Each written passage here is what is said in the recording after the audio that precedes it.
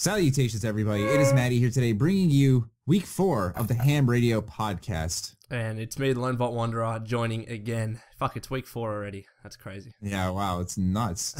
Flying by. And as you noticed, that's all the intros we have for today. You're probably scratching your head about a lot of things today. So we're going to go ahead and explain everything before we hop into this week's exciting podcast. Yep. Let's start off with why we're doing this on a Friday, shall we? So we wanted to get this out on a Friday for you guys because PAX East begins that day. So we wanted to do this in advance. Lone, do you want to tell them how far in advance we're doing this, time-wise and everything? All right. Well, for me, it's a Thursday at 4:50 in the afternoon. So for Maddie, that's Wednesday, 12:50 in the morning. So almost 1 a.m. Yeah, and I have class tomorrow, so. Oh, Maddie's a trooper.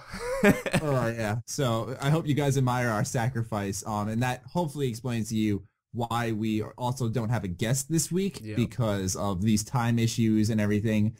We wanted to get this podcast out ahead of time because we want to do some PAX East predictions and stuff. We felt that'd be a good theme for this week aside from some of the news we're going to discuss. Yeah. Oh, yeah, let's also discuss Noah. Noah's not here this week. I don't know if any of you noticed last week, he seemed kind of out of it a little bit. That's because he's been having a lot of health issues lately. I don't want to go too much into detail about them, but he said, send the podcast my love, so here we are doing so, and we just wanted to go ahead and explain that. He said definitely will be here next week, but right now, essentially treat this as a very long dual commentary between me and Lone Vault, which is never a bad thing. No, of course not. And one final update. Next week, we'll have our first guest star, we're going to call them. We're going to try to kind of get them in every few episodes or so to keep you guys really hooked on who we bring in from the Bethesda community, we'll call it. We don't want to spoil who it is, but you guys should be excited, to say the least. Definitely. I'm excited. Yeah. We got some good people lined up. Like, next week we're basically booked with that person, but like we have a bunch of good people really interested. So It's going to be really good. Looking forward to it. Anyways, that is the intro for this podcast. Let's move on over to the news roundup and extended thoughts. I just realized without Noah, it's so quiet. It really is, hey. He adds a lot. So quiet. You don't realize until he's gone. It's crazy. Yeah, like, he's not interjecting, cutting me off. Noah, stop interrupting everyone. God. Anyways, let's cover the first piece of news that's really kind of hit me and Lone Vault.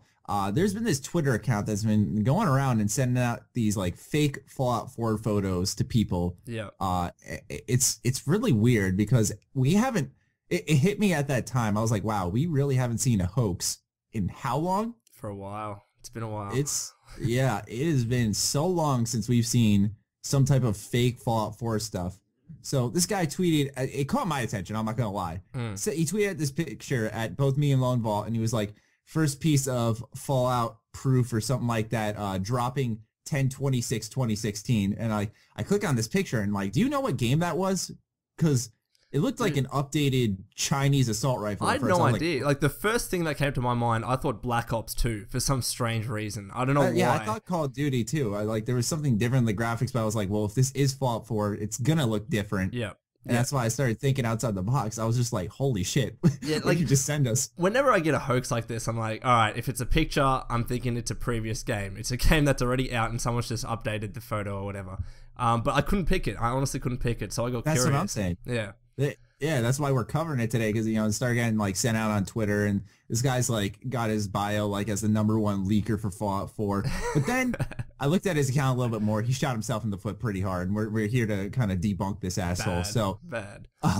He basically posted like, quote, multiple pictures of proof. And his second picture was, I don't know if longtime viewers of Lone Vault and I remember when there was that ZeniMax letter before, I think, before E3, where it was like, a letter to Pete Hines or something like that. Do you remember that? I don't know how it went. I remember that. I remember the first leaked image of that was like, it wasn't all of the letter. And then we saw like a longer distance version of it. And for some reason, that was found out to be fake because of that. And I can't remember. I think it was... it was like honestly, the signature or it was the like signature that. block. I just don't think it lined up. And then it was debunked pretty fast, but that was a long time ago. That's drawing back some memories. And yeah, exactly. And this guy took that and used it as like a second piece of proof. And obviously when us experienced Fallout 4 members saw that, we were like, oh, damn. But I think what he was trying to do here was basically trick the, I don't want to, the part of the community that isn't always entirely invested in every little happening of Bethesda Game Studios. But Lone Vault and I wanted to clean that up a little bit because they get a handful of tweets every now and then, and it was worth bringing to attention anyways. And I believe one of the pictures on the Twitter was also a promotional picture for Mad Max. That's what I thought anyways. Oh, yeah. I saw that. I was like, this fucking guy. This guy trying to trick us. Yeah, Jesus. But that is that right there. We got one other piece of news. This was, I don't want to say it was a slow week because all of PAX East could result in something huge for Bethesda, but definitely there was one piece of really interesting news, and that's Wolfenstein: The Old Blood, which is just announced as we record this on Wednesday. It's a $20 standalone title, as in you don't need Wolfenstein New Order to play this game. And it releases May 15th of this year, and it will be shown off at PAX East. So, Lone Vault, you've been playing some, gradually some Wolfenstein New Order. How excited are you for this? I'm fairly excited because I know that the length of the campaign isn't that long in the grand scheme of things. Like, it's like an average single player. So my hope is that once I get to the end of Wolfenstein, finally anyways, I love it, and then this new DLC actually drops. So definitely looking forward to it. Yeah, that's the interesting part. Not to be like hypocritical, or not hypocritical, but like really critique what you said. But that the Bethesda's like, this isn't DLC. They're calling it like the quote standalone title. Yeah, that's interesting. I want to highlight that mainly just because that's a lot different.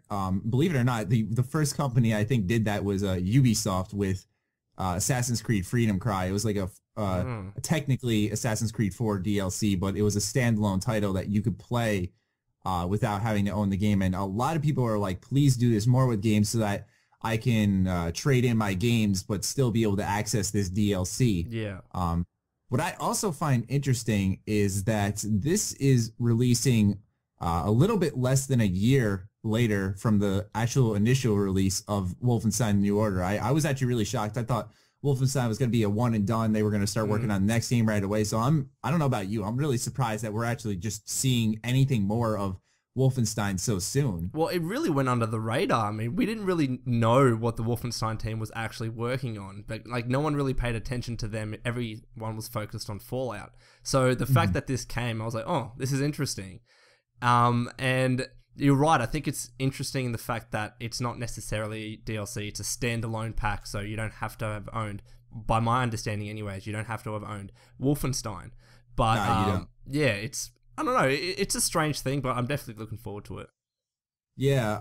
One other thing that's worth highlighting about this standalone title is like it's called like Return to Castle Wolfenstein, and you like they highlight in this gameplay trailer. I don't know if you saw it, but like he like they showed a lot of new guns and enemies and stuff. It looks like an actual more so like Wolfenstein: The New Order, but more. Yeah.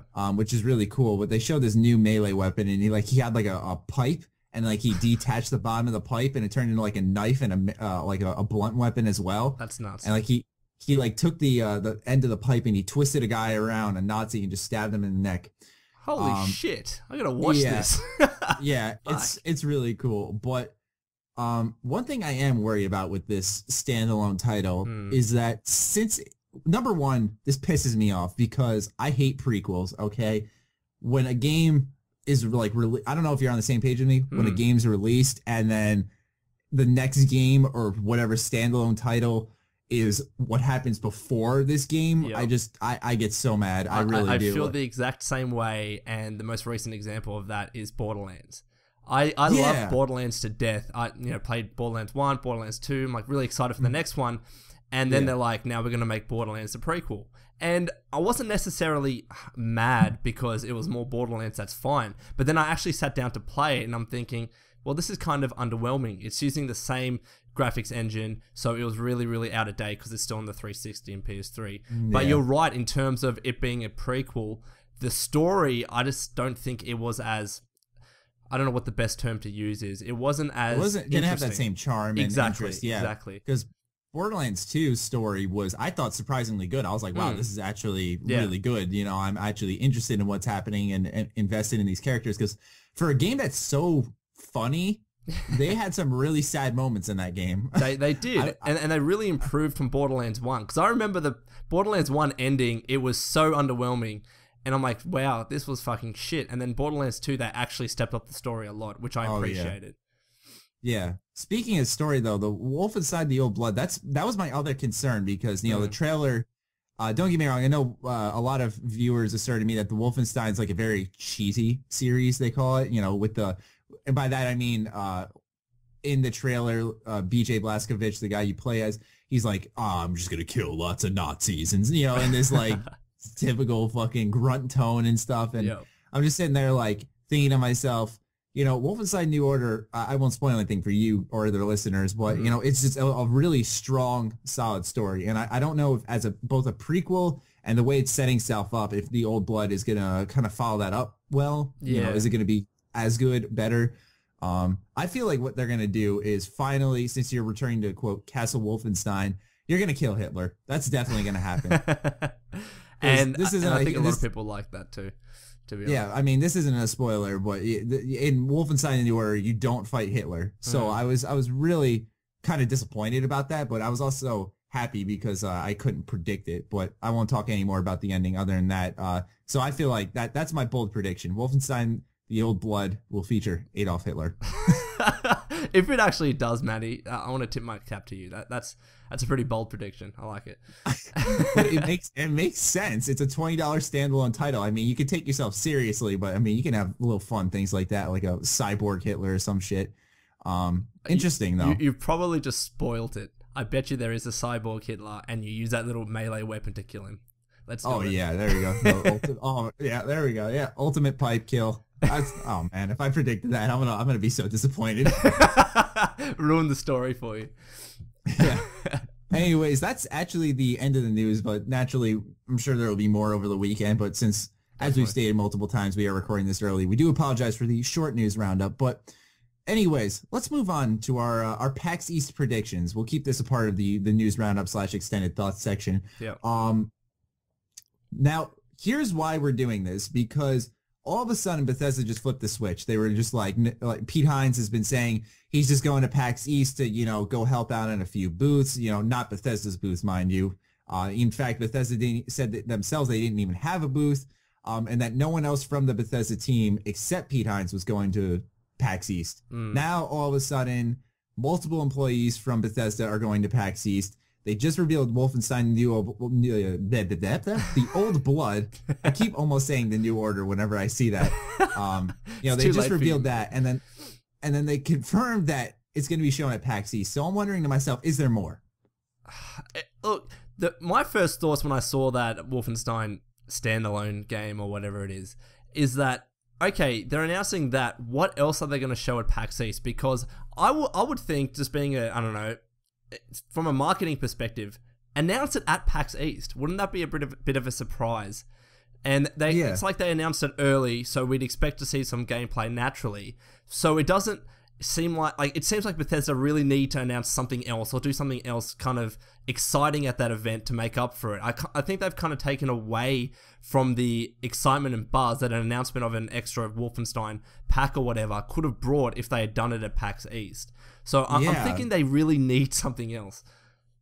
Yeah, I maybe, but the thing is that I was just about to say maybe Bethesda didn't trust, you know, that Wolfenstein the Old Blood would make noise. They'd be like, all right, standalone title. So they announced it ahead of time. But then again, Bethesda's like a really confident company, so I was kind of surprised that they took this the let's go ahead and announce this first and get people excited. Maybe it's so that people hear about it and know about it, but like I said, this whole all of a sudden a lot of people are going to PAX East from Bethesda and stuff kind of opens this whole can of worms. I just wonder if there's going to be more. My personal prediction, I've kind of backed off the prediction ever since the E3 conference was announced, but I've always felt that PAX East would be the perfect place to announce whatever Bethesda Game Studios is working on.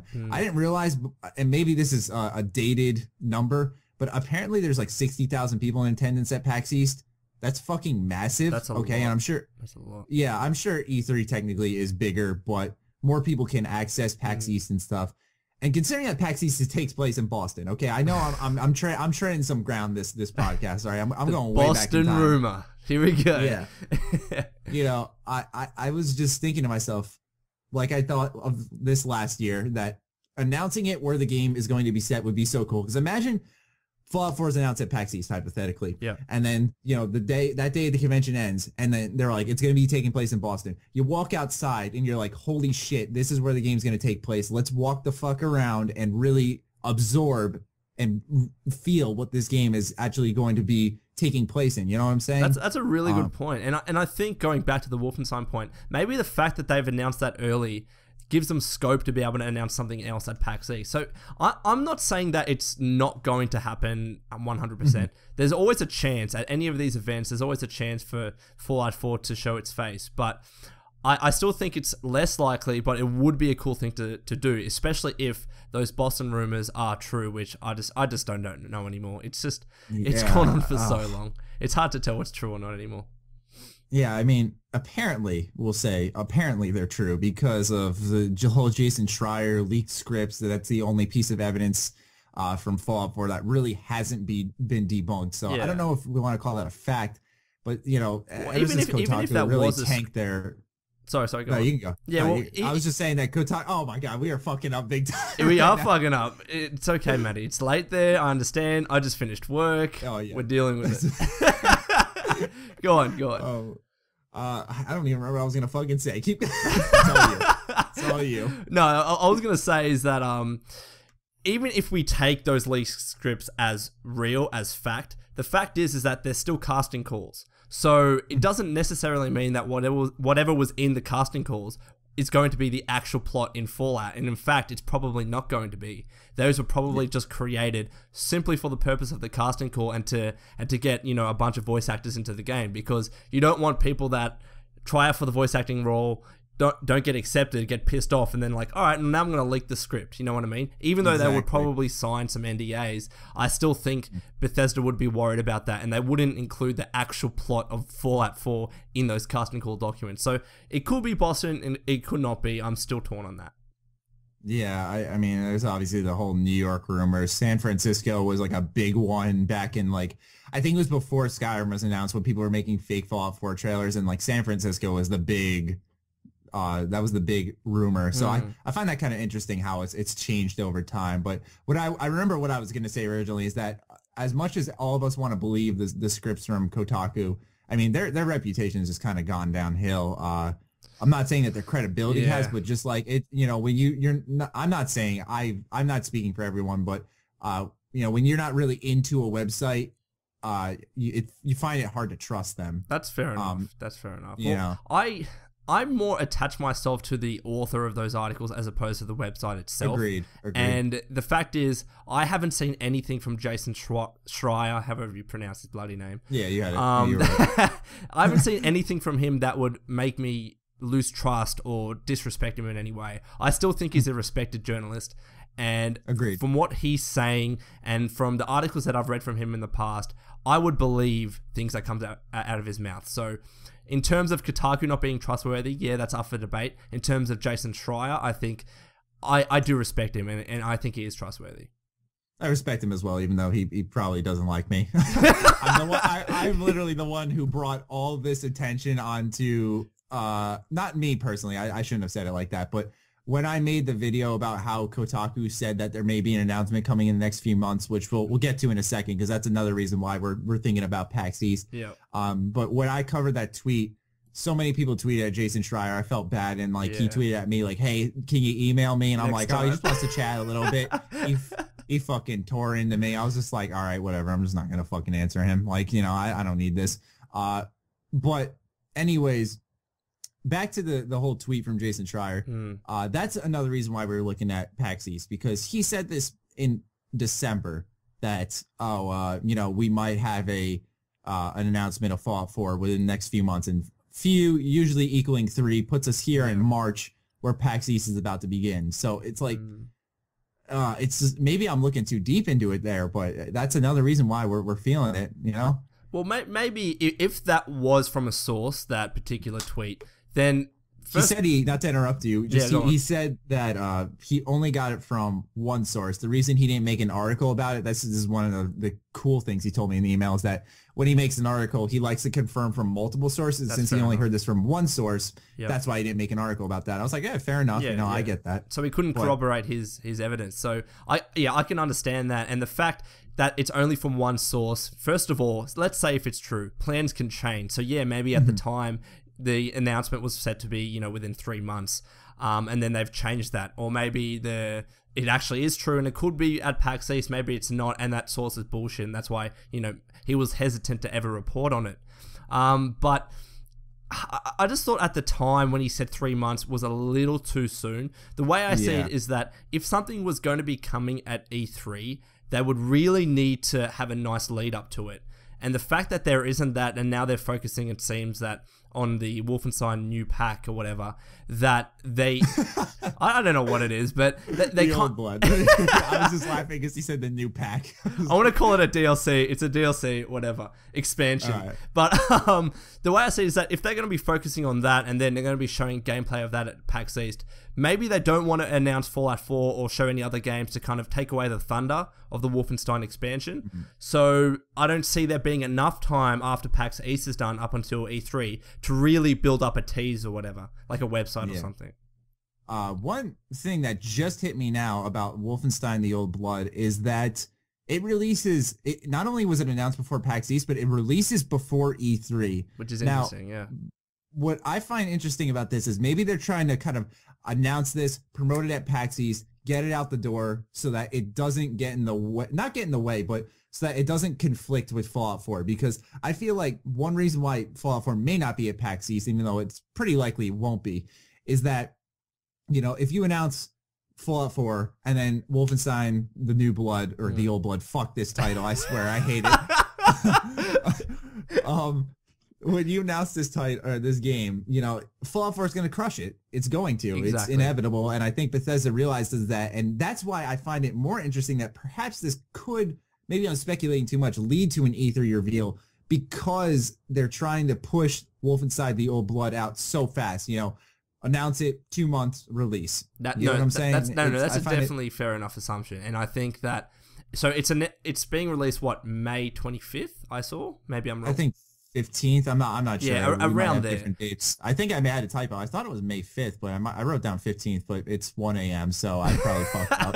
It's okay. Well, let's say it was mid-May. No, it is May 5th. It is May 5th. I remember seeing it. Yeah, so that is a bit of a build-up until E3, and I think it's a good enough distance where if they were announcing something at E3, it's not necessarily going to take away from the thunder of Wolfenstein. Yeah. It would give it enough time to breathe, I think is the best term to put it.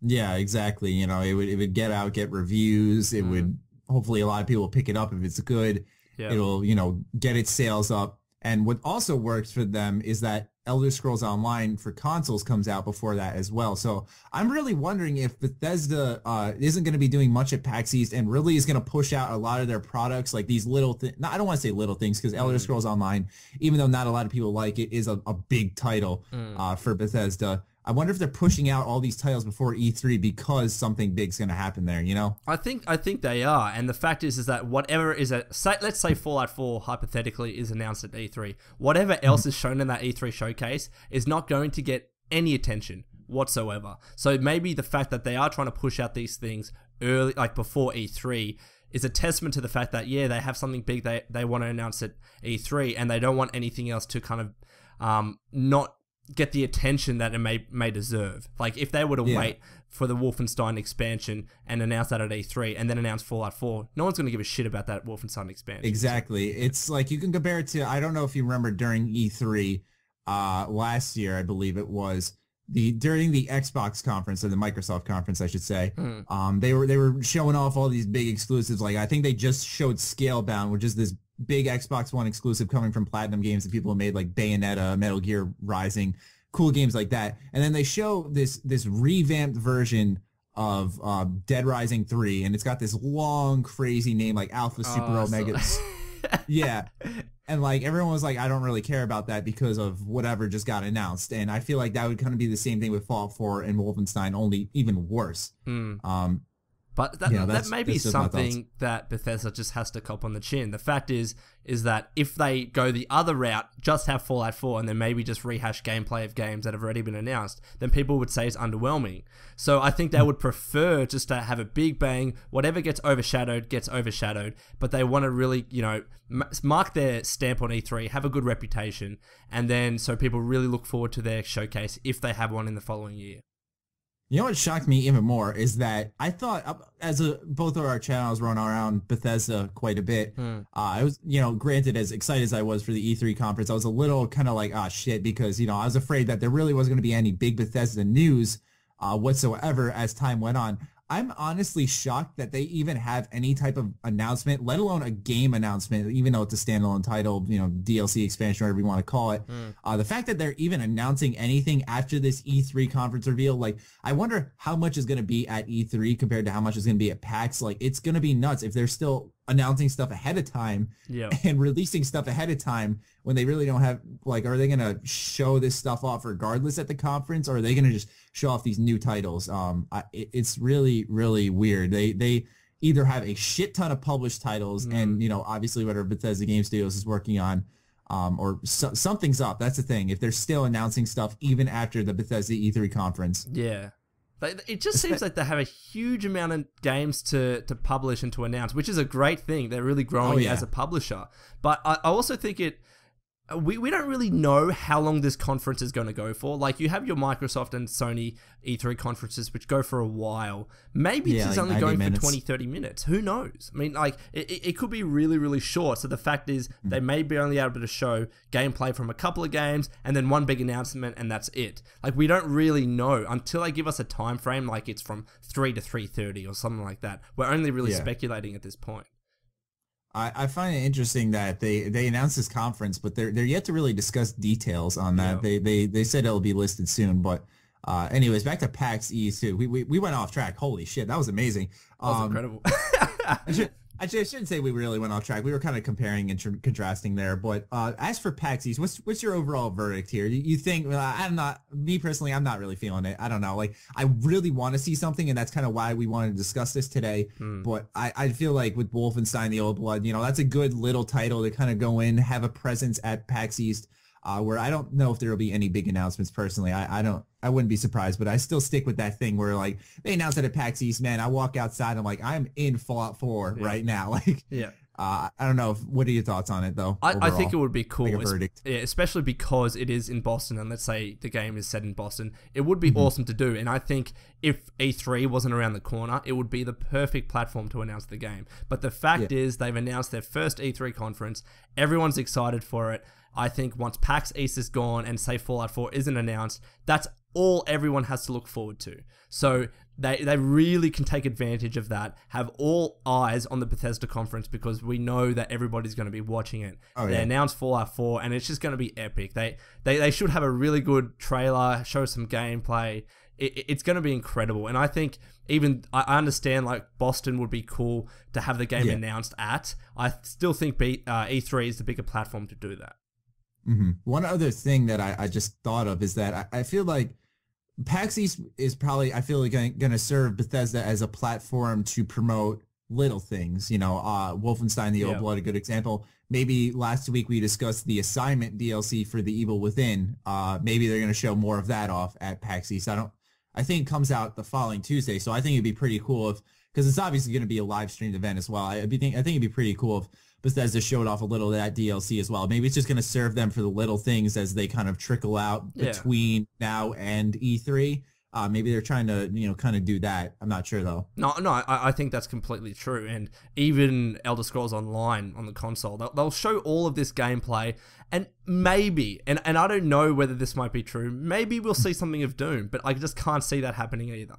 I think if we just see, smaller gameplays at PAX East, we have Fallout 4 at E3, and then Doom at QuakeCon, is it? I think that would be a good way to do things. It's not, you're not overwhelming any particular event. You're right in that PAX East is not as big, and it's more like, I've never been to a PAX event because I'm all the way. Neither have I. This is my first one. This is your first one, so you just want the game to be announced because you're there. Be honest, mate.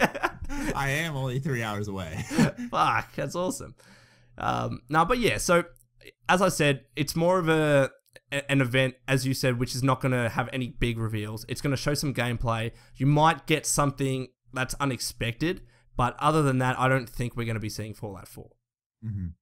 One thing that just crossed my mind, man, I'm just having a lot of things just cross my mind. Late night thoughts, bro. Hashtag deep. Is that, oh my God, I'm about to lose it, dude. Holy crap. Oh yeah. If Fallout 4 is announced at PAX East, I feel like it's going to kind of leave the viewer, as excited as everyone's going to be. I'm not going to take that away, but it's going to kind of leave everyone with this now what kind of thought. You know, everyone's saying Fallout 4 E3 conference. If it's announced at PAX East, I feel like a lot of people are going to kind of be sitting there and go, well, what the hell's going to be at, you know, E3? Exactly. You know, is PAX East going to be a reveal trailer gameplay at E3? I think that would be a good fit, but damn, there's so many possibilities. It's really, really interesting to talk about. I think the most likely thing, like, it's really hard to say. I would like to say in a perfect world we get a teaser beforehand, then we see everything at E3, but that might take away from the surprise. Like, you know, just imagine we hear absolutely nothing about the game, and then E3 is where we just hear the very, very first thing. And the fact that you've got thousands of people both at the event and live streaming it, I'm thinking that's probably the best way to do it. Not to tease anything beforehand and kind of ruin the surprise, but just to go all out and say, all right, here's Fallout 4. This is what you've been waiting for. And I think that's the better way to do it, in my opinion. Yeah. One other thing is that Bethesda, after this whole Wolfenstein The Old Blood announcement, I think, and with the E3 conference as well, I think it's safe to say that Bethesda is an unpredictable company. We're not really going to be able to even fucking guess even close to what the hell they are doing right now, because they're just doing, they're all over the map right now. It's like, you know, we could be totally on par saying PAX East is perfect. You walk outside, you're in Boston, you're like in Fallout 4 basically. But then E3 is its big event, you know, it's the first time at E3. So it's like, you know, there's so many options, and Bethesda just tends to really has become that we're going to wow you every time company. So, oh man, I don't know. No, yeah, it's hard, and I really do think they pay a lot to what the community says. If the community's saying, you know, we expect this, we expect that, I think they really try and go out of their way to not do that, so it can be a surprise. And Bethesda, it's probably easy for them. You see someone saying like, I want Fallout 4, they're like, all right, make them wait like 3 years and then we'll announce it. Like, they probably saw one tweet of someone saying, I can't wait for Fallout 4, and they're like, all right, fuck you, we're gonna wait 3 years because of your tweet. All right, the community's clearly really excited based off this one tweet. We're gonna really wait it out here and make sure this is the perfect game. Like, or it could have been Three Dog's fault, and he sent out that tweet, and they're like, nah, we gotta wait till the hype dies down, which I think it has. Three Dog. They probably cursed so much under their breaths when they saw how that blew up in his face. But it's like, hey, the dog may be returning, and then everyone just freaked out. You know, everyone reported on it, and Bethesda's probably sitting there like, oh, you fucking asshole. But it was them. I bet you it was them, because Three Dog did say, well, Eric Todd Dellums, he said he got permission to tweet that out. Yeah. So it was their fault. If that's true. This is what I'm saying. I was about to slam my desk. Like, how the fuck can you guess this shit from Bethesda? Are you kidding me? Like, it's ridiculous. And it doesn't seem like something Bethesda would do. I mean, we usually have some sort of nice teaser, a big reveal, but getting a voice actor to tweet something out, doesn't that ruin things? And maybe that they've realized that they made a mistake, and now they're waiting this long to be able to do something really special. I don't know. It's hard. It's hard to say. It's also, you know, you think like everyone loved Three Dog. There's very few people who went out of their way to go to GNR and stealth kill Three Dog so that they could hear that boring lady on the radio. So maybe that they told him to do that. I think they didn't predict it was going to actually blow up in their face. Because when you think about it, at that point, like, Eric didn't have that many followers on Twitter. When he did that, everyone started following him saying, all right, if he teases anything, I want to be, you know, right on it. So I feel like that might have been it. I agree. I think they really underestimated the hype that could be generated for Fallout 4. I actually don't think they thought it would be as big as it is now, and we haven't seen anything. I mean, this game is guaranteed to sell millions of copies, and they haven't done shit. They haven't done anything, and yet the game is more well known than any other game that's even announced. It's absolutely crazy. Scary. It's gotta be fucking scary to be in that position, man. Like, I think myself as a game developer, like, everyone is just expecting perfection. And, like, how do you do that? It's Bethesda. We'll be all right. Yeah, that'll be fun. Anyways, that was your news roundup, extended thoughts. That was a good discussion. That was a big one. Yeah, it was actually, I kept like checking the time. I'm like, damn, we're just rolling with this. Anyways, every week we like to highlight a moment from either Fallout or Elder Scrolls. We call it the Fallout/Elder Scrolls Spotlight. This week, I wanted to highlight, and we kind of already discussed it a little bit just a second ago, the future of Fallout. And I just want to kind of discuss how huge this series is going to become. Definitely. When this game is inevitably announced, whether it's now or 5 years from now. This series is going to go from, we got our hardcore Fallout fans. Most of us are pretty hardcore Fallout fans. It's going to fucking turn into, casuals are going to come in and play, which isn't a bad thing. I don't mind if you're a casual gamer. I don't mean to use those terminology, but that's the best way for you to understand what I'm saying here when I say that Fallout is going to become huge. Like, it's already big. Like, it's going to be fucking massive because everyone's already talking about it. The game's not even announced. Yep. Our channels, both of ours, have grown crazy amounts over a game that hasn't been announced. It could be anything else, and it still gets hype. Like, that's amazing for a community to be able to do that, I personally think. And I just wanted to kind of highlight that and focus on that this week, that the future of Fallout, whether we get an announcement this year or next year or whenever, it's bright. There's just a lot of excitement in the community for, something that could potentially not exist. So I think that's really cool in a way because I think Half-Life 3 is a joke now in a way where it has become that. It has. Yeah, where I was just about to say I can't think of any game that's kind of on par with that level of hype where some people really do hope that Half-Life 3 happens. I feel like Valve is in that position where they're like, yeah, well, Dota 2 is doing great, fucking Team Fortress 2 is doing great. We don't need to do Half-Life 3 to make money. So I feel like that's just a little comparison there. But what are you gonna? No, I was gonna ask if you were gonna highlight, but I was gonna continue off that a little bit and say, no, go for it. Go for it. I really don't. I really don't hope that Fallout 4 goes to the levels that Half-Life. Water.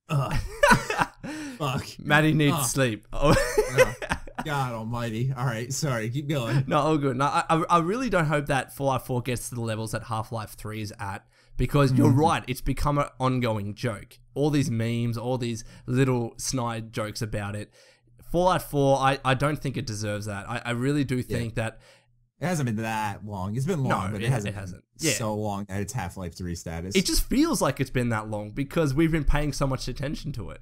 You know what I mean? So, but you're right. The future of Fallout is completely bright, especially because, let's be honest, next-gen games... they haven't really been that good in the grand scheme of things. That's just my it's the early days of the consoles, I'll admit.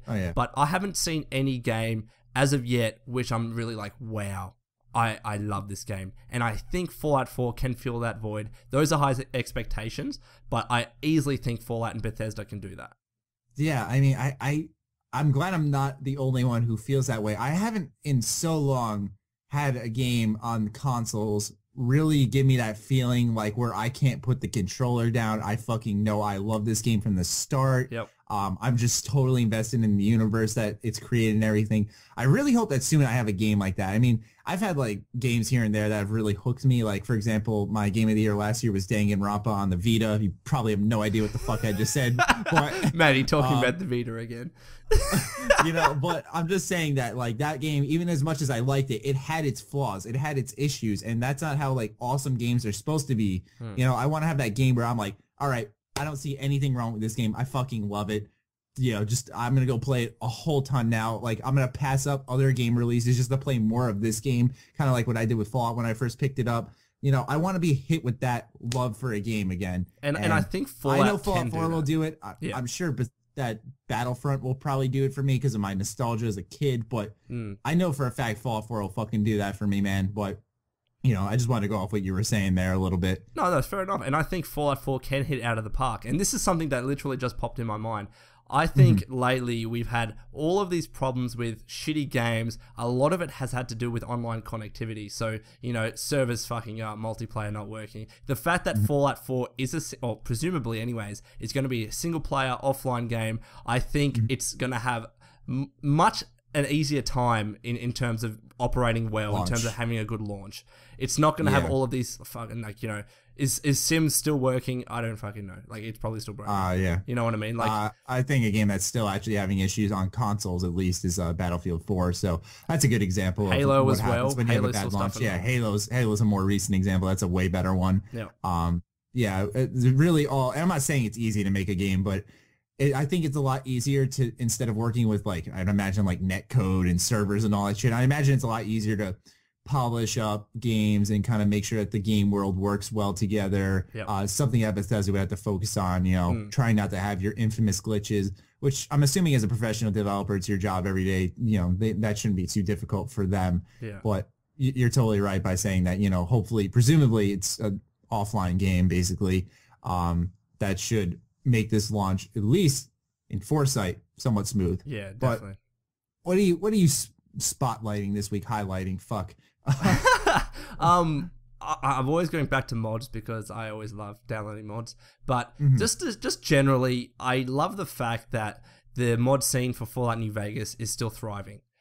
Every day I go onto there just to see what mods have been put out. Is there anything I want to download? People are still making mods for a game that has aged, a game that isn't necessarily as popular as it once was, yet people find the time and the dedication to do this. And I think that's a testament to how hardcore, for the lack of a better term, Fallout fans are. And I just really like seeing that. I would hate to, for example, go to the Nexus page or go to Steam Workshop or whatever and see the modding scene for a game to be dead. And I never think that's a good sign. But you look at it for Fallout New Vegas, it's still thriving. You've got this massive Fallout Lone Star production, which I think they're going to Fallout 4, as you guys said in the past podcast. But the fact that it's still thriving is something that I really do appreciate. And I appreciate all of the hard work modders put into the game.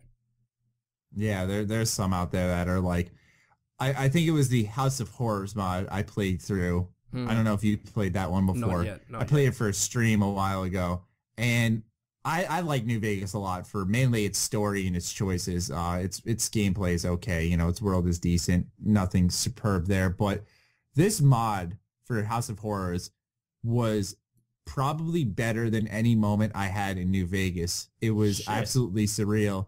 I swear, you got to play it, because at first it starts off creepy, scary, and it develops into this interesting story I won't spoil for you. And then, unfortunately, it gives you the most blue ball ending, because the mod, literally, you walk out a door and he goes, I didn't feel like finishing this mod, so it ends here. Thanks for playing. And Are you kidding? Are you fucking kidding? I swear, dude. It's so good, though. There's some moments I'm like, you could even do this in a Fallout, you know, in the GEC, the mod kit for Fallout.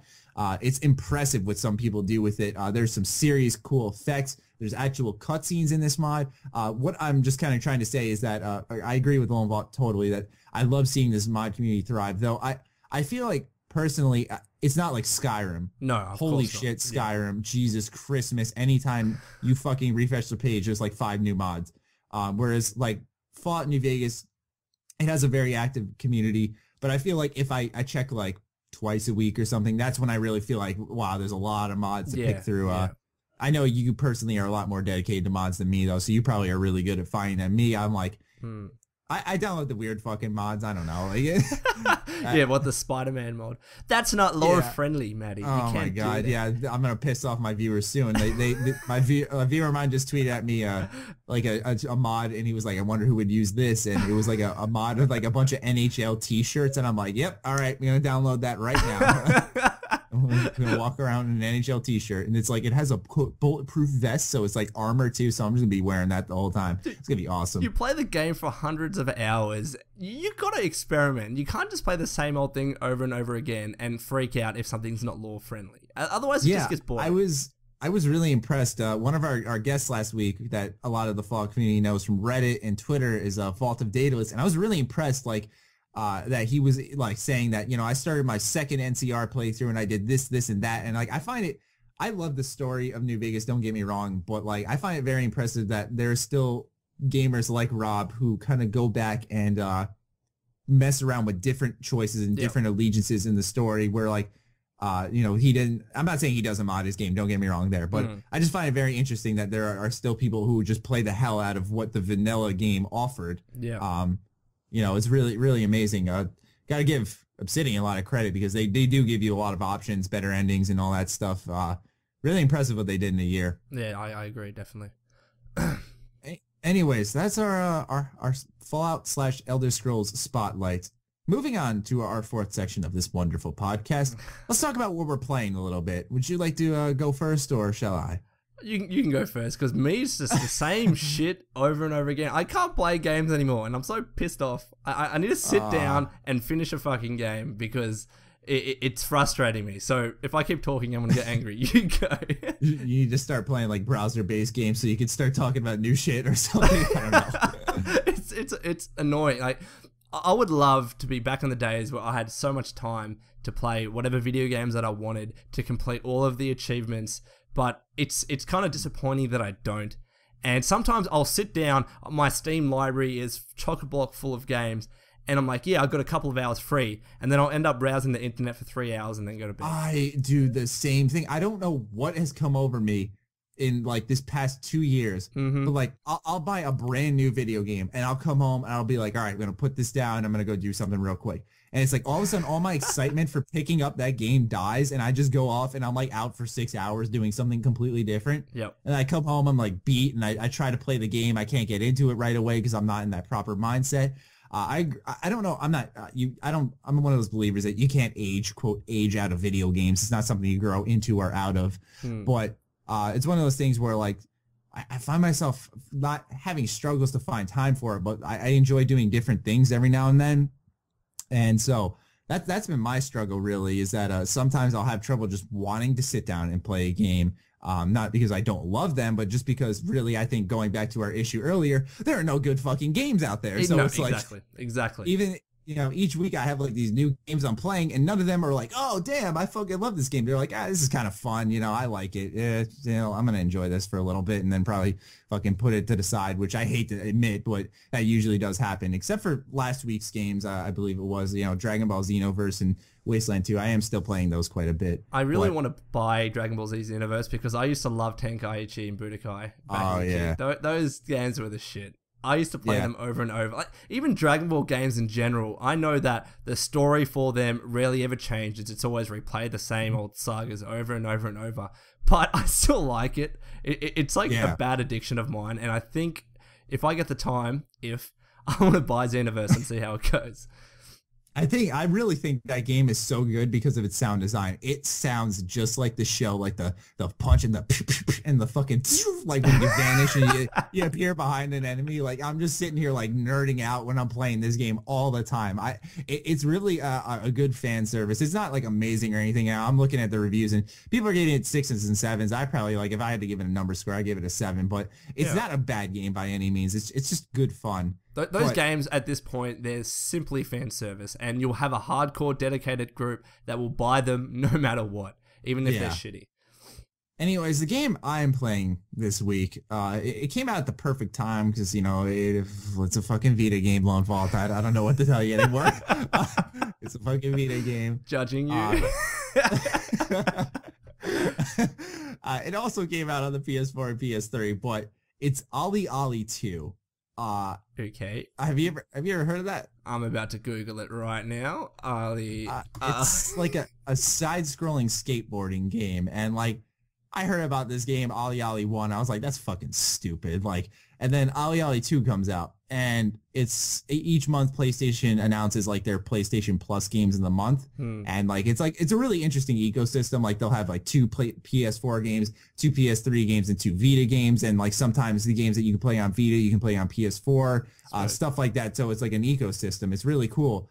And Ollie Ollie 2 just like actually released. It was an actual launch date game, but it was free. So I was like, well, fuck it. What do I have to lose? It's 300 megabytes. I'll just download it on my Vita and try it out.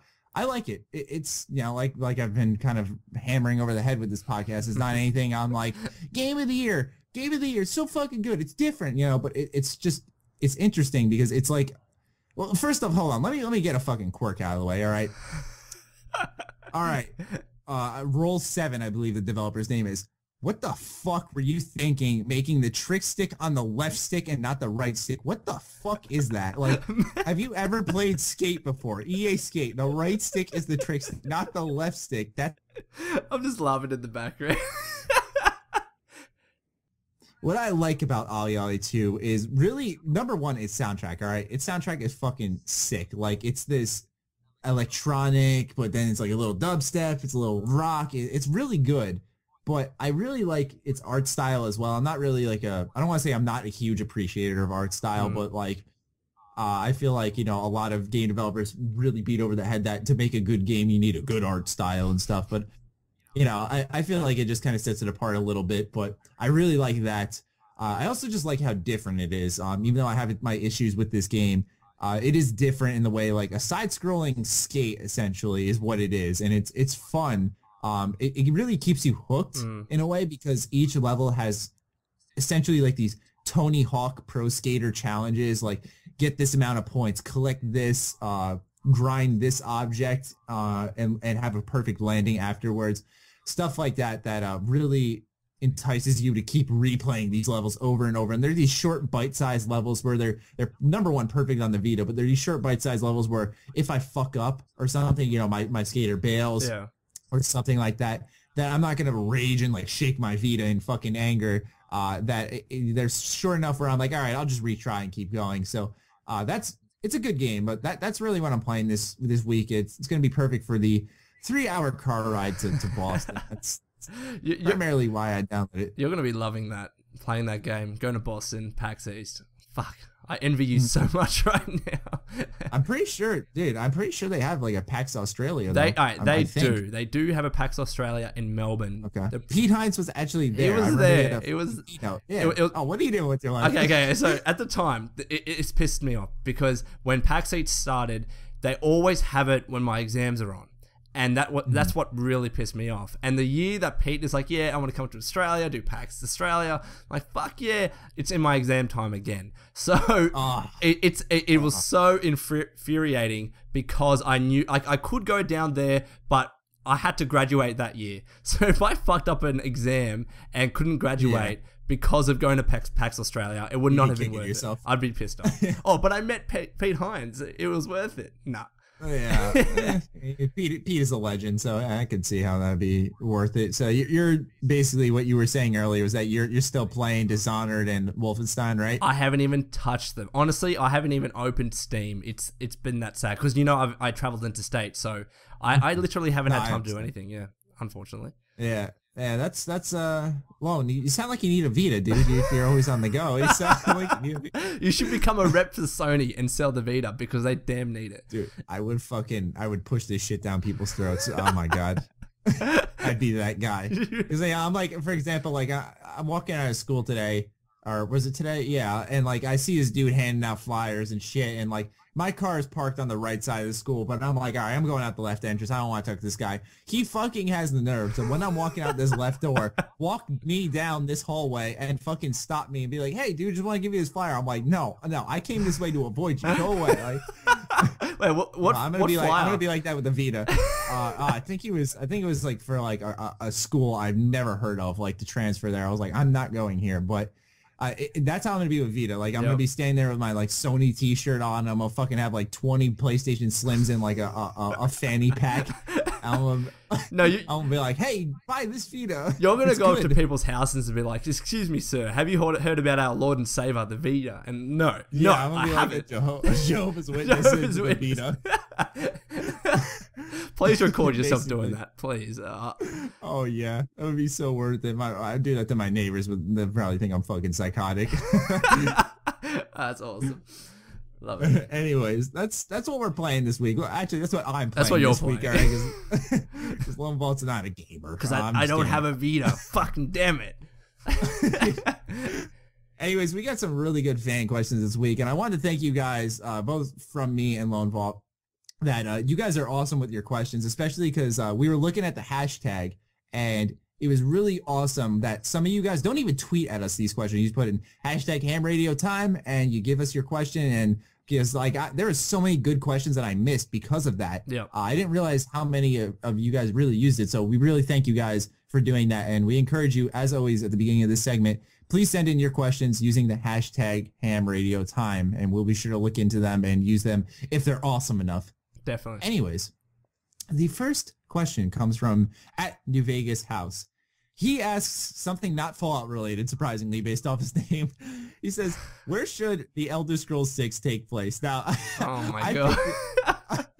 I think this question is me and Lone Vault, when it comes to Fallout or to Elder Scrolls lore, we're basically stupid, I think. At least I am. I'm hopeless. I thought it'd be funny for us to try. We're going to try, okay? We're going to wing it here. Okay, so I'm going to go with what I'm going to be that typical internet kid. I'm going to go with what I see in every article about Elder Scrolls 6. I'm going to go with Argonia. All right? I'm going to... No fucking idea where that is, Matty, but you explain it.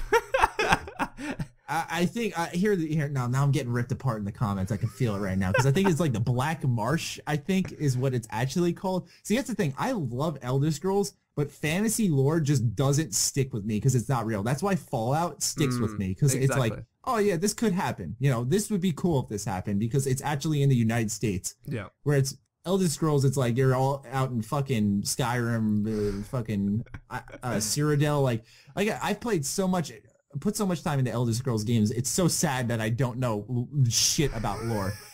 I know a lot about the games. No, I know a lot about the games. You know, I can tell you what content's in these games, about the quests, about the characters, but holy crap, when it comes to, you know, lore, like I know mainly who's from what parts of the land in the Elder Scrolls universe. Tamriel, actually. There we go. I got something right. But there's so many locations in the Elder Scrolls universe that are open. I just wish they were actual states in the United States so that I could pick them easier and just talk about landmarks, but that's Fallout. That's the purpose Fallout fulfills. And I'm like Matty, I have no idea about Elder Scrolls, so I'm just going to be making up random names that sound fucking fantasy. I don't know. In all seriousness, I won't say I'm like a stupid Elder Scrolls fan, but like I said, the lore doesn't stick with me. But if I really did have to pick one, I'll tell you a little about Lone Vault. I'd probably pick the Black Marsh. I don't know if you know what the you have to know what the Argonians are, correct? The faction. No, come on, bro. You haven't played Elder Scrolls? I've played Elder Scrolls for, I think, 5 hours maybe? And oh, damn. Yeah. This whole time I'm sitting here talking to you thinking you've put like a lot of time into Skyrim and stuff. So you're just like a big Fallout fan. I'm a huge Fallout fan, but yeah. As I said, games in my fucking Steam library that I just want to play, and Elder Scrolls is there. So I've played enough of it to get a general sense of what the game is like. And, you know, I've covered mods for it as well, which I probably shouldn't have because I haven't played it a lot. But, you know, it does seem like a good game that I will get around to. So explain the Black Marsh, and maybe that'll entice me. All right. Well, the Black Marsh isn't even like an area you could explore in the game. Actually, you know what? If you want to play Elder Scrolls Online, you can actually go to the Black Marsh if you really want to. But it's basically like the homeland for the Argonians, which are these lizard-like creatures that can like breathe underwater. That was the cool thing about Elder Scrolls is like every race you picked had like certain perks and stuff. Like Dark Elves are really good with like magic, destructive magic, I should say. Wood Elves are good with archery, for example, and that's what I was in my Skyrim playthrough. I love the Wood Elves. But as for the Black Marsh, why I think it'd be a cool place to take place is because I really like the Argonians, and I know that sounds like such a simple reason, but they're such a cool and unique race, and I'm pretty sure they're always constantly suppressed in the Elder Scrolls universe. Wherever they go, I usually see like in Skyrim, for example, you always see Argonians as maids or as like bartenders, always getting shit on stuff. So I think it'd be really cool to see what they're like in their homeland, not in the Elder Scrolls Online. That's me personally. LoneVault, you know, what are you thinking, bro? I agree with Matty. I mean, his logic and reasoning was so on point. That I just couldn't add anything to it. All right. We'll move to a fan question that you'll be able to answer. You're going to go first for this one. This comes from @BrodyParks_OT on Twitter. He asks, how would you guys feel if Bethesda announced a new IP? Okay, is this announce a new IP instead of Fallout 4? Or just one in addition to all the games? Yeah, because like I said earlier before this podcast, like everyone always asks, what if it's an online game? But we never really answered, what if Bethesda just doesn't announce Fallout 4 and just this whole new series is what he's basically asking. I would feel disappointed and deflated because, such big Fallout fans been looking forward to this for so long. Yeah. If it was any other time, I'd be excited for a new Bethesda IP, but just because it's at such a time where everyone is looking forward to it, everybody wants to see this game, in my heart, I could not stand to see anything else at all. That's just my opinion. That's how I'm feeling. Like, I think what I see Bethesda's future is Fallout 4, Elder Scrolls 6, new IP. That's what I personally I am feeling. That and that's going to be a long timeline because, as you can see, they take a fucking while to develop their games. But right now, I don't think Bethesda needs a new IP. They recently they have Elder Scrolls. They've made a shit ton of those games without taking a break from those. And then Todd Howard said, "I want to make Fallout." So they went out and literally bought the Fallout rights. Yeah. So unless another series really entices Todd, I don't see them buying the rights to another series or creating their own, for example. One other thing is that I just fucking lost my train of thought. Why is this happening so much? It's 1:53 a.m. That probably explains it. Oh, hey, I can add something in though. I got you covered, man. Please go ahead and do so. This is killing me right now. This is the third time this podcast. Oh, good. No, I think the most likely scenario is Bethesda Softworks, as the publisher, creates another developer which has the Bethesda name. That's what I think is the most likely situation. And then you can still technically have Bethesda creating new IPs in between your Fallouts, in between your Elder Scrolls. Oh. I can't see Bethesda Game Studios as the developer creating games other than Fallout and Elder Scrolls, because if they do that, then it's going to be I don't know how many years, 6, 8, 10 years between each game. That's exactly what I was going to say, and then I lost my train of thought. But that's exactly what I was going to come back and say is that, let's say they add a third new title. We'll call it the Brick Squad. I don't know what the fuck they're going to call it. So they got Fallout, Elder Scrolls, and the Brick Squad, okay? Yeah. Like you said, how the fuck are they going to do all three of these in some type of timely manner? I know Bethesda doesn't like to force out games. We totally understand that as fans and players of your games.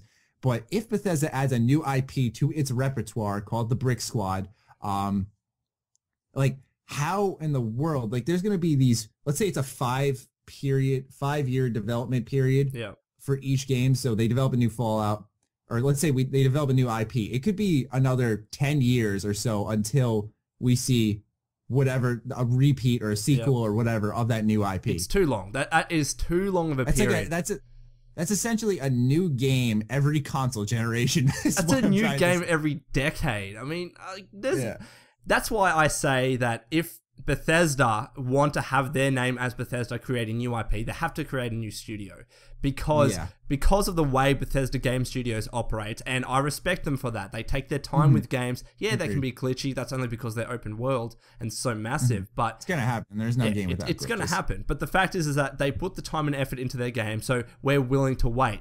But as hardcore as we are as fans, we're not willing to wait a decade every time. We're not willing to have one Fallout game from BGS on each, new console, for example. Yeah, they might get Obsidian to make another Fallout, but even now people are agitated. So can you imagine not having another game for another 3 or 4 years after this? It's impossible. Yeah. It's impossible. Yeah, that's why that's why it's almost a safe bet to say Fallout 4 is coming, because to add a new IP, as we've kind of reiterated now, it would overload Bethesda unless they went ahead and made a second development studio, which is totally fine. Just the games would be so different because Todd Howard wouldn't be directing them. Yeah. They'd have a different feel, different taste. I feel like, honestly, they wouldn't be as good. Part of the reason Bethesda Game Studios games are so good is because of Todd Howard and their team. He kind of leads them, and a lot of people really like what he does because he doesn't yell at them. He gives them time, and I think that's why their games always come out great. I would like to see, though, Bethesda as the publisher create a new development studio. It would just be interesting because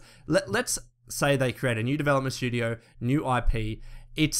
I know we see Bethesda's name all the time because they're a publisher, but we don't always see them, or a lot of the times anyways, see them actually creating games.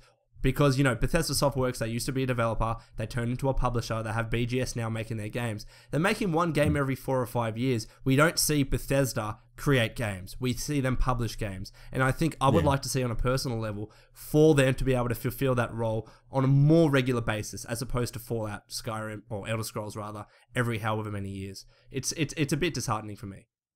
Yeah, I wonder if that's why they've stepped up their publishing game, because they realized their name, like before last year, I'd say, they really weren't on any like game boxes or anything. You know, you didn't really hear, especially 2013. 2013, Bethesda didn't sell a damn video game. They weren't publishing anything or anything. They were supposed to have all those games that came out in 2014, which were Wolfenstein, The Evil Within, and Elder Scrolls Online. Those were all supposed to come out in 2013, but got delayed. So in 2013, they got basically labeled as irrelevant because they did nothing. Yeah. So I feel like that's why they've really stepped up their publishing game, and why they've put their name on more games is because they really don't put out as many games, even though that's their internal studio.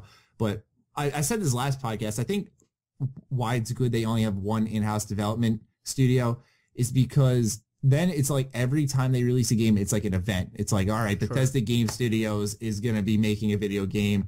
I can't fucking wait, you know, unless it's like, oh, well, the second Bethesda Game Studios is making a game, I mean, and it's like, oh, well, you know, it might be good, you know. They don't have as good of a track record, for example. Let's say they release a game with like an 8, which is still a good game, but not as good as like the 9, 9.5s, and 10s that Bethesda Game Studios has received.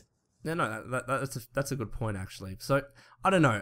I'm torn on that point. I think I would like to see it in theory. In practice, yes, sometimes things that just don't work out. But yeah, I could stand to see how it goes for Bethesda to create more games. And if that means either creating a new development studio or adding games to, as you said, to Bethesda Game Studios' repertoire, which I think is the worst option, for lack of a better term. But I don't know. We'll see. We'll see.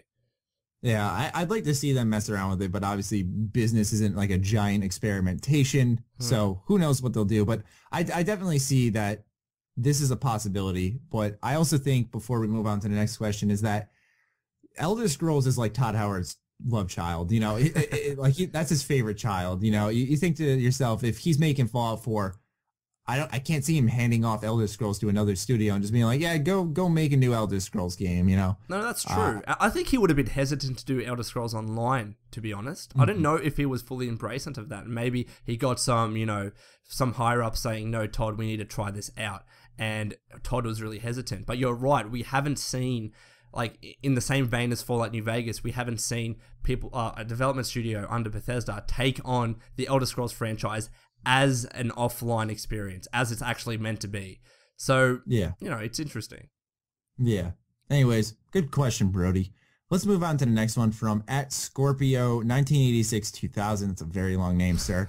He asks a very interesting question. What if Bethesda does the same thing they did at QuakeCon, cut the live stream before they reveal the footage, which basically what he's talking about is, let's say Bethesda's going to reveal Fallout 4 at QuakeCon. They do what they did with Doom. They're like, all right, for the people at home, thanks for tuning in. We'll catch you in a little bit. And literally the stream just shuts off. Go fuck yourself if you do that. Honest to God, I would be so pissed off. I would scream. I would fucking scream so loud that you'd probably hear me in Australia. Like, I kid you not, dude. That would be such a dick move, honest. Like, think about that. Oh, this is probably probably the most anticipated video game to date. Let's fucking cut off the stream and reveal this just to this small crowd. I understand it's a cool idea, and somehow Doom hasn't been leaked. Think about that. Just take a second to process that. Good point. No one got a picture. No one got a video of that game. How in the fuck did Bethesda do that? Probably Pete Hines like taught them all karate or some shit, so security was tight. But seriously, take a second to process that. Like, you got like 40,000 people at this event, and somehow no one got a picture or video of this. Like, I can't believe it. That's actually a really good point. I never thought of that. And I don't know. It actually infuriates me just to think about them saying, all right, guys, it's been fun. See you later on the stream. Yeah, we'll catch you after for some games and stuff. I'm like, I don't care. Go fuck yourself. And the reason why I think that won't happen, not only because it's fucking stupid, but in terms of, you remember how Todd Howard and I think Pete Hines said it, when we like to announce a game, we like to have gameplay, we like to have everything ready to go. So if they're going to have gameplay and they're going to have a nice trailer as well, I see them and like revealing that gameplay to the public. If Todd Howard has placed such an emphasis on saying, we want the public to see everything, we want them to see the trailer and the gameplay to go along with it so they can actually see what the game is like, that he can't, it's kind of hypocritical if he's not going to be showing that to the public at large. Yeah. I agree. That's totally true. It's just, I'll never forget it because everyone was telling me, you got to tune into this QuakeCon stream. You know, they're apparently going to review gameplay for something. And they're like, I think actually, no, they did say it was going to be Doom, like without a doubt. So I was like, I'll check it out. And I'm sitting there and I'll never forget this dude comes up on stage. He fucking claps his hand together. He's like, all right, ready to show some Doom. Thank you guys all for coming out here. I'm like, all right, here we go. And then he's like, for the viewers at home, this is a 4-day event. We got plenty of little games and stuff to show you. But for now, we're going to have to say goodbye and we'll catch you soon. And it literally, screen goes black. And I just thought to myself, if that was Fallout 4, I think I would fucking burn a path to, I think it's in Texas, and just fucking destroy this man in QuakeCon. Can you please record your reaction just in case that happens?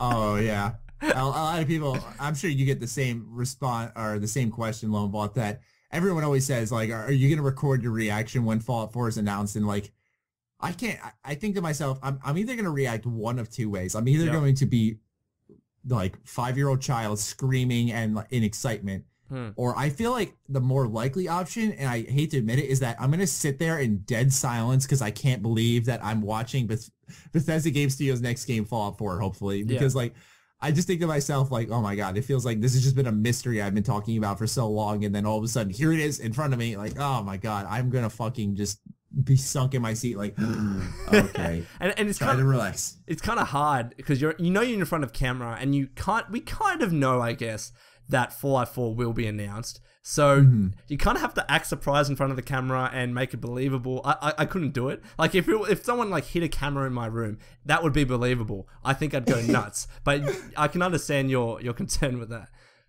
Yeah, I mean, I think it's because people just expect me to lose my shit. And like, I have this whole celebration planned out if this does happen. Like, I'm not going to spoil it, but it'll be fucking worth it. But watch, with my luck, that video will go viral and everyone will think I'm just some psychotic nerd.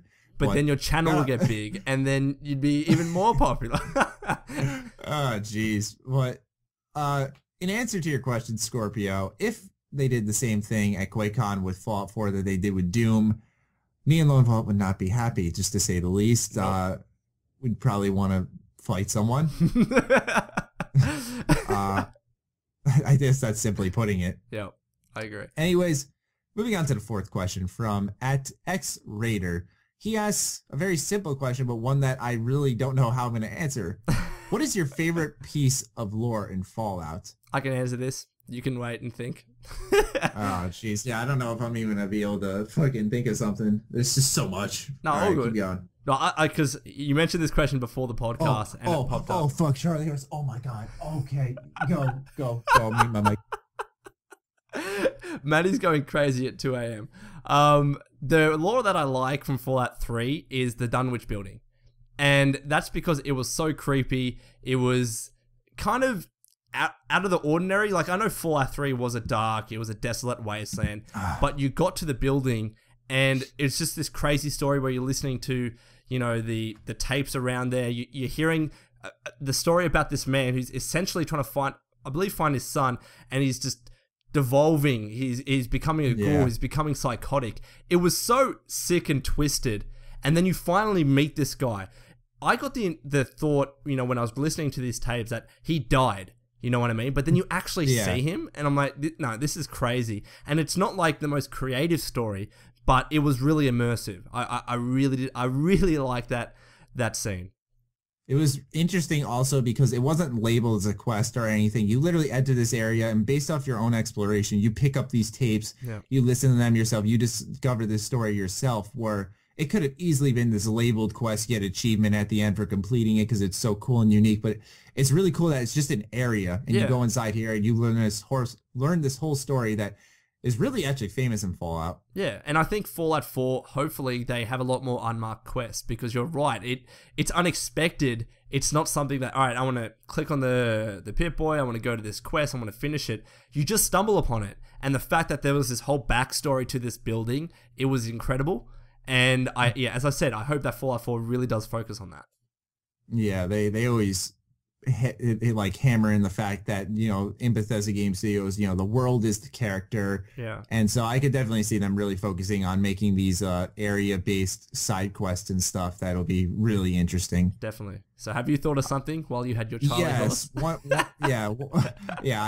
Dude, I like bent my knee a little bit, and I think it's because today for me, I don't want to sound cool on the podcast. Today was legs day, and I just work out my hamstring. Yeah, I had to work out my hamstrings a little bit, and I think because they're so tight, like I bent my up a little bit, and I just got the like complete tightness. Like I couldn't unbend. Like, well, I like fell out of my chair when I muted the mic. But fuck. Anyways, my favorite piece of lore in Fallout, I really have to say it's a pretty simple one, but it's got to be the FEV, the forced evolutionary virus. Yeah. I really think the idea behind this thing in the lore is really cool because it literally is what makes the Fallout universe kind of unique, aside from the fact that it's a destroyed United States. It really sets aside like showing how all these animals and creatures mutated because of this virus. And I really find it interesting seeing things change. I can't think of like a proper example, like seeing how I think the super mutants changed because of the FEV, correct? Yeah. Yeah, like all the mutants basically were transformed because of this. And I forgot how they all got hit with the FEV, but you know, just I really like the idea behind it. And like I said, it really is what sets Fallout apart from everything else because its creatures are unique. Like you look at the Centaur, it's like, what the fuck is that? You will only see that in Fallout. So that's why I really think the FEV is a very interesting part of the Fallout universe that I need to research again because I think I did a lore video on it, or maybe I didn't, but I remember reading up on it a lot. And it was really intriguing kind of hearing about how it happened. Well, I think the reason I think I don't know much about it is because I think most of it was told and explained during Fallout 1 and 2. Yeah.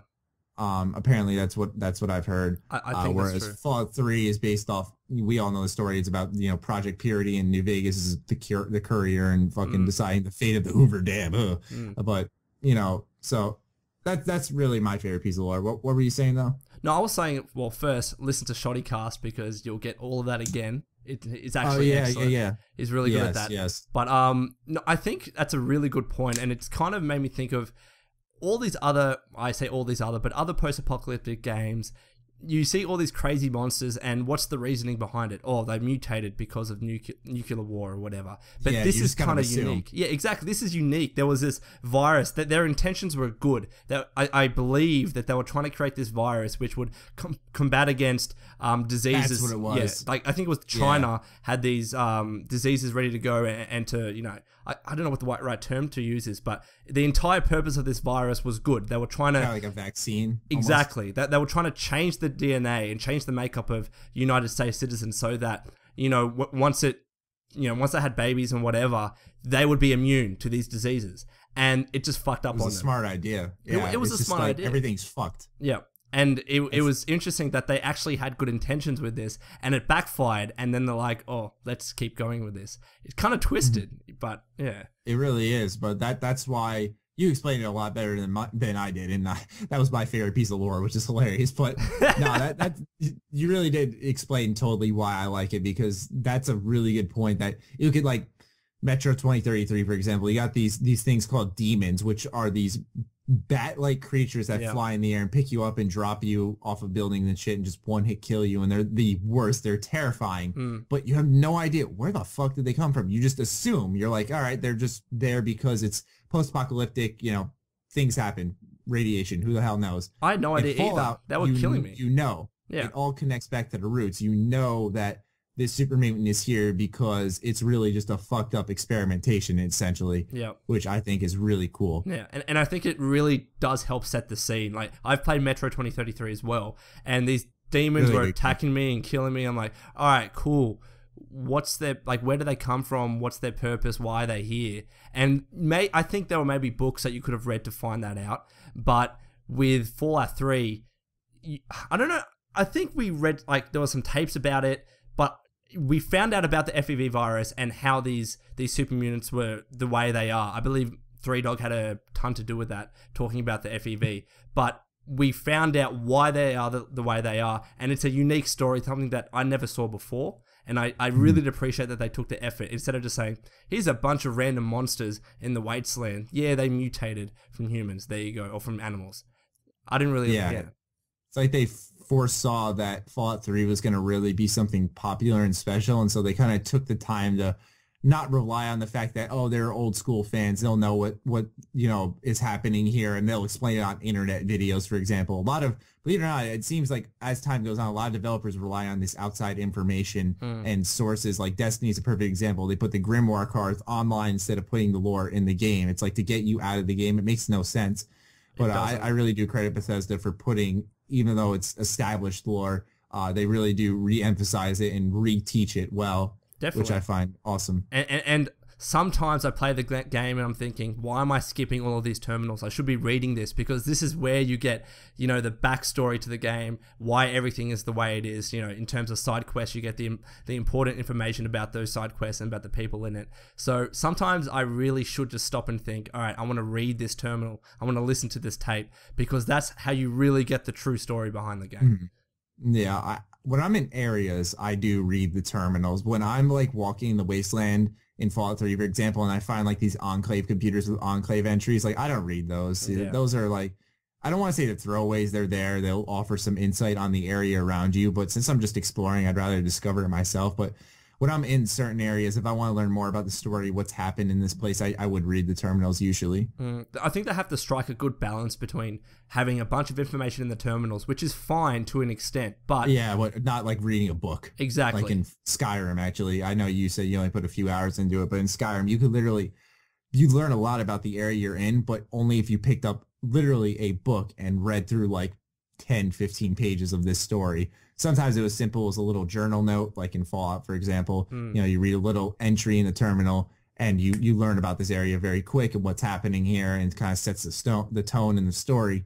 Whereas, sometimes it's a little too much reading. Exactly. And I agree that, they really need to strike a balance where you kind of, they really, Bethesda's really good at doing environmental storytelling, we'll call it, where like, for example, the most infamous one I think in Fallout is the bathtub with the skeleton in it holding a bottle of alcohol. Yeah. And, you think to yourself, this person was probably drinking themselves to death because they knew the world was going to end. And it did. And they died. They died a really fucking shitty way. And you think to yourself, damn, that's crazy. So I think they need to strike that balance of environmental storytelling and actually telling a story. Yeah. And I think it's more effective when they do the latter option, when they actually show you in game, all right, this is the backstory behind. I know you don't like the quest, those quest with fucking Brian Wilkes or whatever, but you kind of got a sense when you walked into the house, you see the dad dead on the floor. Yeah, that's a perfect example. Yeah. You know what I mean? So I wish I would do that. There. Yeah. You're entirely right there. You know what? I take back what I said. I'm kidding. I don't. But that's actually... I hated it too, but yeah. You make a good point there. That's what Bethesda is strong at, and that's a perfect example. Yep. Anyways, final question of the podcast. This is a fucking long one. Do you realize we've been doing this for like an hour and a half right now? How are you coping with this right now? You must be fucked. It is 2:15. I've already received one text from my father telling me to be quiet, so things are going well. It's all right. This tweet comes from @LaGennaGen or LaGennaGen. I'm not sure because it starts with a G, so who knows? Really interesting question though. I'd like to ask you guys if you have anything to say about Mad Max. It had a pretty big effect on Fallout. Yeah. Now, me personally, I haven't seen the movies. I've seen like trailers, bits with like Mel Gibson in it and shit. I can really see where the Fallout tones are because apparently like Fallout 1 took a lot of inspiration from Mad Max. But recently, by recently I mean like just a few days ago, Mad Max, the video game, was like resurrected and... now it's like a next-gen only title. They cut off the 360 and PS3 versions. It's becoming the cover game for Game Informer, and I think this month of March, which is really, really cool too. But as for what I have to say about Mad Max, I see the inspirations, but I don't know much about the game itself. The movies itself, where I know that there are Mad Max Easter eggs in Fallout. I couldn't specifically name which ones, but I do see the inspiration personally. I don't know if you have anything to add upon that. Well, quite coincidentally, I actually made a video talking about the inspirations that Fallout pulled from Mad Max. There's a couple in Fallout 1 where, for example, in Mad Max, you got Mel Gibson and you have his trusty dog. If you get the leather armor in Fallout 1, which is very, very similarly it looks similar to the leather armor in the Mad Max movie. If you put that armor on, that's how the dog starts becoming your companion. It starts following you. It believes that you're actually his master when you put on that leather armor. So that's one. And there's one in Fallout 3 as well. The breed of the dog, a blue heeler, is the same breed as the dog in Mad Max. So there are small things like that which they do draw inspiration from. It's so obvious. And I think another one where, again with Fallout 3, if you look at the two promotional pieces of art for the movies, there's like one, I don't know if you've seen it, you must have, where it's the Lone Wanderer and walking with his dog into the wasteland. Oh, yeah. That's pulled exactly from, it's almost literally identical. Tick for tack. Exactly. Yeah. It's just like the other way around. So the Mad Max poster is Mad Max walking towards the camera with his dog. So it's so obvious that they pulled the inspiration, but it's kind of cool in a sense. But you're like, I'm the same as you. I have no idea about the games. I'll probably try it out because I am a post-apocalyptic, game lover, I guess. But yeah, when I saw the reveal trailer, it's all I've seen on this game. Like I heard Mad Max, and I was like, what is Mad Max? I see it's a movie. I'm like, oh, it's a fucking tie-in game. Maybe it'll do some justice, but I'm not really that interested. I really see from what I saw in the reveal trailer, I saw vehicles, I saw a big desert. I thought of Rage right away. And now since it's kind of been revived, both me and Lone Vault love Rage, by the way. Yep.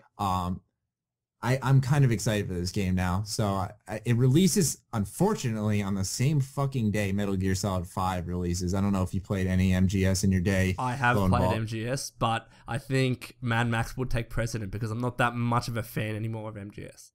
I understand. Yeah, I'm a total new fan of that. MGS 2 was fucking amazing, though. I gotta admit. And everyone's like, if you like 2, you're gonna love 3. That's a fucking joke, because 3 really wasn't that good. I'm not trying to be a hipster, but it really wasn't that good. No, I was like, what is so special about this? But as for what we'd have to say about Mad Max, I am excited for this game. As for the movies, I haven't watched them, but that is interesting what Lone Vault said about the little nods to Mad Max. Like, yes, we are taking from you, and we totally acknowledge it. I think that's cool. Awesome. It's definitely. I love Easter eggs too, so that helps as well. And Fallout is notorious for Easter eggs, so let's hope they do the same in the next game. Yeah, I recently found out about one a few months ago. I was streaming, and I had this Wild Wastelander moment where it was like a hat inside the refrigerator, and I said, like, what is the Wild Wastelander moment? And my fans start freaking out because you know something about Fallout. And so they were like, apparently Indiana Jones reference, like where a bomb goes off and they hide inside or something. I'm like, that's cool. Like, this is literally right out. It's right outside of Good Springs, and you literally just walk next to this fucking fridge, and like you can find an Easter egg within the first 5 minutes of the game. I think that's amazing. I never made that connection. That's actually incredible. I know about the Indiana Jones thing where he hides in the fridge to survive the blast. Fuck, how did I not know that? All right, I'm not alone. I have my hands in the air right now if you can't tell. That's crazy. Awesome. It's crazy. Yeah, I saw that. I was like, well, because when I think of Wild Wastelander perk, I think of like the aliens and shit. I think of the weird Fallout shit that happens when you see that, like the graffiti all of a sudden appearing on the wall for the Legion, I believe it was, stuff like that. Yeah. But like a hat inside a fridge was something that really didn't strike me. But please, Bethesda, while we're on the topic, bring back that perk. It was so good. It was awesome. Always pick that perk when you start up the game, man. Anyways, those are the 5 fan questions. This is the end of the podcast, week 4. What a podcast it was. Lone Vault, thank you so much for your time being our only, me and you. That's it. I think we did well. I mean, to talk for, what is it, an hour and a half now? Yeah. It was impressive. Yeah, it really was. I was like thinking to myself this whole time, like, I was going to be fucking short. We're going to be like 40 minutes. I'm going to apologize in advance. And all of a sudden we got to that, right when we hit the news roundup, we like went for 40 minutes. And I was just like, okay, so this is going to be really long, and I'm ready for this. Dude, like we reached this, we reached the second item of the news roundup, and I was like, "Oh, this is gonna be really short." Then we started talking about PAX and E3, and we went for another 30 minutes. It was crazy. Yeah. Oh man, but I hope the listeners stayed tuned for so long. This is actually my favorite episode so far. This was a blast. I really had fun, even though awesome. I had like 5 mind farts and a Charlie horse. It's all right. Oh, and I want to point it out. If you guys can pick up on where the podcast cut out, you get a special present from me. Oh yeah. Mm-hmm. You guys can tell us when the podcast cut out. You if you listen this far, you listen to the whole thing. If you guys can tell us where it cut out, put it in the comments, and we will reward you in some way. We'll figure something out because my internet drops out, and we're gonna try and make it as seamless as possible, but we'll make sure it's not obvious. Yeah. Anyways, thank you so much for your time, Lone Vault. It was a pleasure as always. You're welcome. Thank you so much. Thank you, listener, for your time. It was hopefully your pleasure as always to listen to us ramble about Bethesda everything. And until next week with our new guest star and Noah, we will catch you later. Awesome. Take care, guys.